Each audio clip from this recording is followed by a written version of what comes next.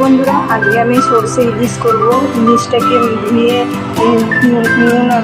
নুন আর হলুদ দিয়ে মেখে রেখে দিয়েছিলাম। এখন ওটাকে হালকা ভাজবো।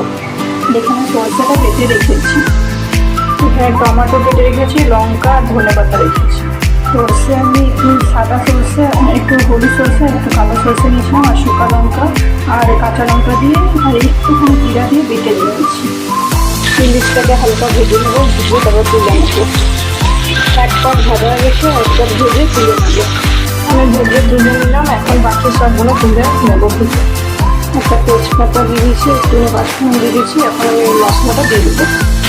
সরষেটা দিলাম, এটা দিতে রেখেছিলাম। হ্যাঁ, সরষেটা হালকা ভেজে দিয়েছি। এখন আমি এটার মধ্যে মাছটা দিয়ে দেবো, একটু কাঁচা তেল দিয়ে জল দিয়ে ভালো করে ফুটাবো। ঝোল দিয়ে দিয়েছি, এখন এটাকে ভালো করে ফুটবে। ফুটে তারপরে ধনেপাতাটা দিয়ে নামিয়ে নেবো। কটা কাঁচা লঙ্কা ফেলে দিয়েছি।